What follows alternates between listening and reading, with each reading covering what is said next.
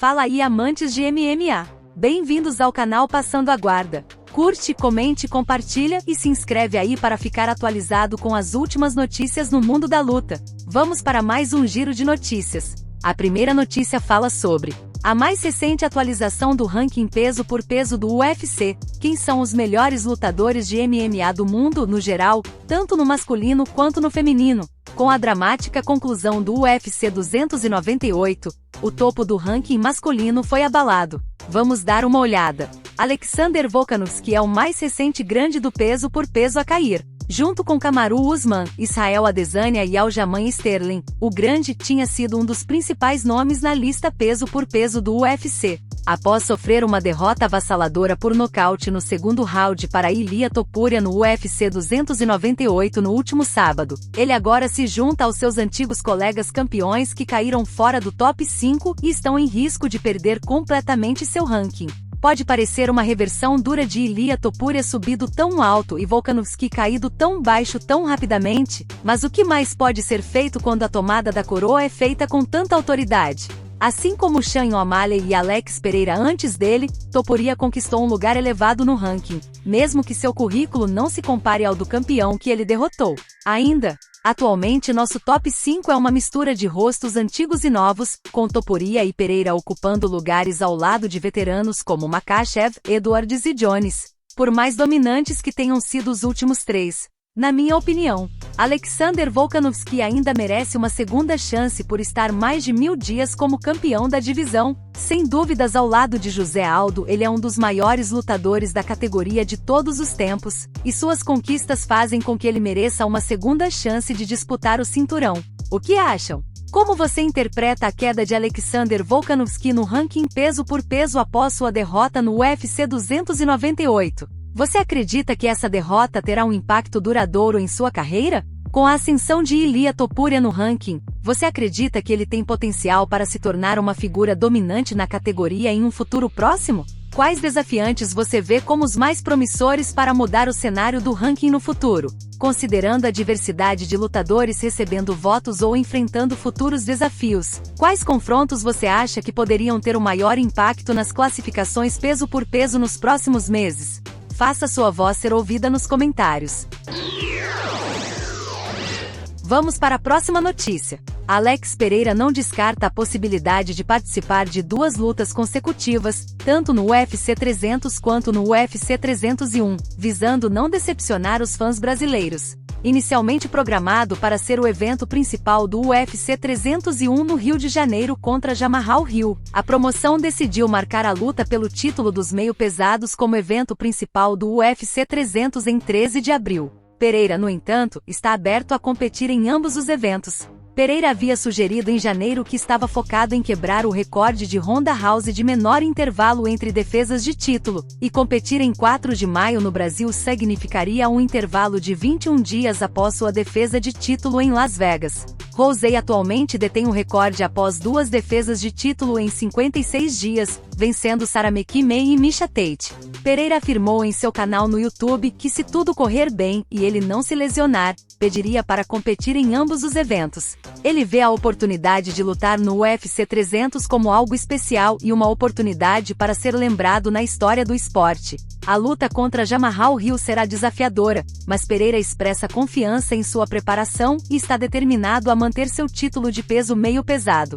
Em minha opinião, Alex Pereira tem condições de conseguir uma vitória sobre Hill no UFC 300. Há uma diferença muito grande no nível técnico dos dois, mas não acho que seja saudável Alex lutar em um período tão curto de tempo, pois da forma que ele luta certamente haverão lesões e Jamahal não é um desafio fácil. Não o vejo vencendo, mas também não o vejo vendendo barato essa vitória. E você como vê? Responda nos comentários essas perguntas.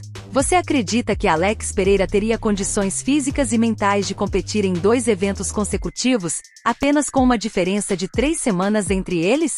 Como você avalia a atitude de Pereira em buscar quebrar o recorde de Ronda Rousey de menor intervalo entre defesas de título?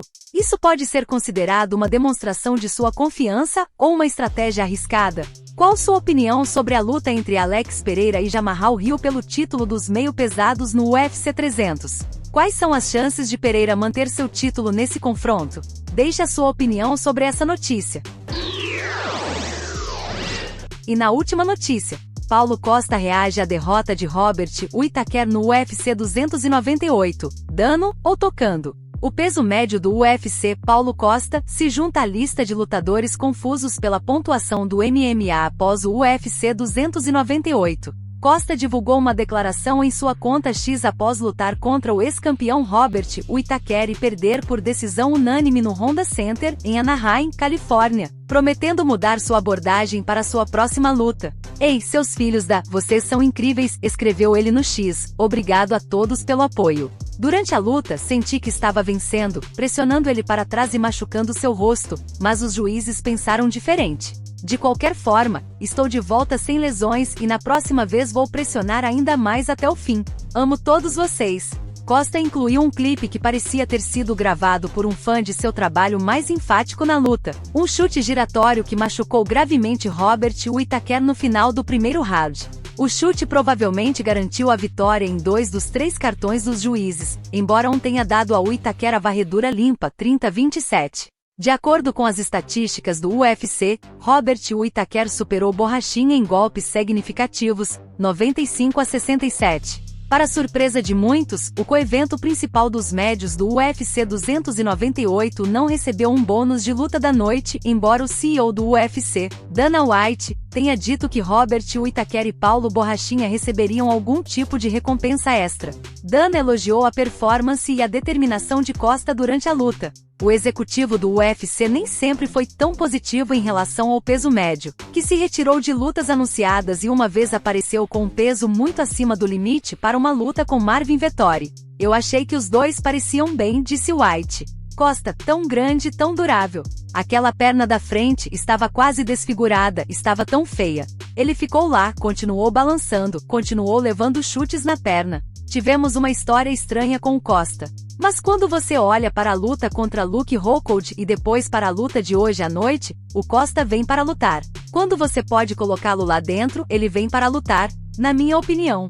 Nós do canal Passando a Guarda assistimos ao vivo a luta e vimos esse lindo chute rodado do Costa, porém, foi apenas esse grande momento. Ele foi muito castigado com danos severos na perna da frente e não conseguiu fazer frente ao Robert, que estava batendo e saindo, e se movimentando muito bem dentro do cage. Acredito que a melhor coisa que Paulo Costa pode fazer é se recuperar rapidamente e estar disponível para o UFC 301 no Brasil, pois ele tem grandes chances de ser a atração principal do card numerado que acontecerá no país. Sem as principais estrelas brasileiras como Alex Pereira, Charles Oliveira e Davidson Figueiredo, que estarão no UFC 300.